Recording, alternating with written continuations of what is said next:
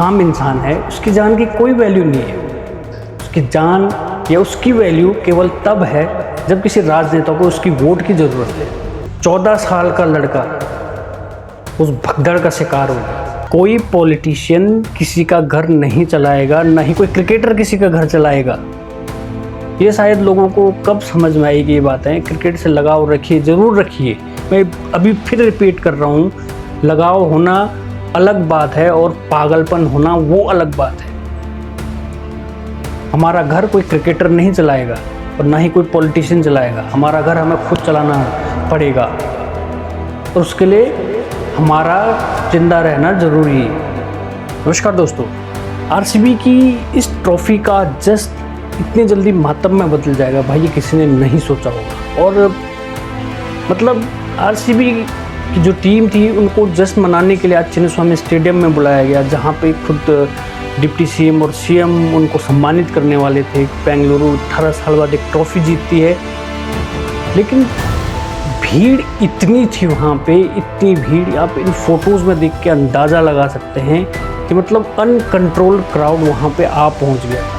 और उसका नतीजा क्या होना था, भगदड़ मच गई थी। और भगदड़ मचते ही भाई क्या अंजाम होता है भगदड़ मचने का, वो सबको पता है। अभी तक के खबरों के हिसाब से ये बताया जा रहा है कि वहाँ पे 10 से 11 लोग अपनी जान गंवा बैठे और 30 से 35 लोग अभी घायल हैं। ठीक है, क्रिकेट से लगाव होना एक नॉर्मल सी बात है। मुझे भी क्रिकेट से लगाव है, मैं भी क्रिकेट के ऊपर वीडियोस बनाता हूँ, लेकिन क्रिकेट के पीछे इतना पागल होना ये तो समझ के बाहर है। मतलब किस तरह की मानसिकता है। उस क्रिकेट से हट के आपका एक अपना परिवार भी है, जहाँ पे पीछे कोई आपका इंतज़ार कर रहा होता है, आपके माँ बाप। लेकिन लोग पता नहीं क्रिकेट को ही हर चीज़ मानते हैं। आज उन लोगों के जरा बारे में सोचिए जो लोग अपनी जान गंवा बैठे हैं वहाँ पे। क्या उनके घर में कोई आएगा वहाँ पे? क्या कोई क्रिकेटर उनके घर पे आएगा? या कोई क्रिकेटर उनको सपोर्ट करेगा? मतलब क्रिकेट के साथ लगाव अच्छी बात है, लेकिन इस तरह का पागलपन ये अच्छी बात नहीं है। सबसे चौंकाने वाला बयान अगर आप वहाँ के सीएम का सुनेंगे तो आपको समझ में आ जाएगा कि एक आम इंसान की जो ज़िंदगी है उसकी कीमत कुछ भी नहीं है। राजनेताओं के सामने एक आम इंसान की ज़िंदगी की कोई कीमत नहीं है, कौड़ी है, एकदम कौड़ी। यहाँ के सीएम ये बोलते हैं कि मुझे जब इनसे पूछा गया ये सवाल कि आपको इस भगदड़ के बारे में कुछ जानकारी है, तो ये एक सीधा सा सवाल ये जवाब ये देते हैं कि मुझे इसके बारे में कोई भी जानकारी नहीं है।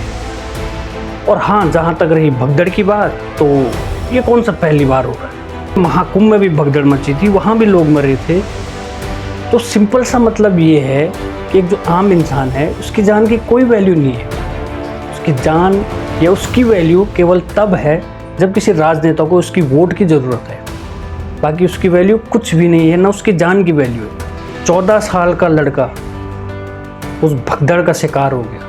अब राजनेता राजनीति खेलेंगे, बीजेपी कांग्रेस को टारगेट करेगी, कांग्रेस बीजेपी को टारगेट करेगी।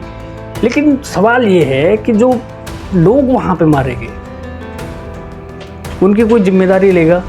नहीं। एक तरफ आरसीबी और डिप्टी सीएम आरसीबी की टीम के साथ सेलिब्रेशन मना रहे हैं, फूल मालाएं पहनाई जा रही है, फोटो ये खिंचवाई जा रही है, और दूसरी तरफ भीड़ अनकंट्रोल होके लोग एक दूसरे के ऊपर चढ़ रहे हैं। भगदड़ मची हुई है, 11 लोगों की जान चली गई है, लेकिन सीएम और डिप्टी सीएम के कान तक खबरें नहीं पहुंचती। बहुत शर्म की बात है। अरे क्या इतना क्या सेलिब्रेट करना। ठीक है, 18 साल बाद आरसीबी जीती थी, एक डोमेस्टिक है, ये एक डोमेस्टिक ट्रॉफी है। ये कोई इतना बड़ा तूफान नहीं उठाया था आरसीबी ने। और शर्म आती मेरे को तो उन जैसे लोगों पे जो अपने आप को क्रिकेट फैन बोलते हैं। अब ये क्रिकेट फैन नहीं है, इसे पागलपन कहते हैं, पागलपन। और वो पागलपन आज 11 लोगों को लेकर डूब गया और न जाने अभी आगे कितने आंकड़े पहुंच जाएंगे। 35 से 40 लोग घायल हैं। आज की इस वीडियो में इतना ही दोस्तों, मिलेंगे एक और नई वीडियो में, तब तक के लिए धन्यवाद।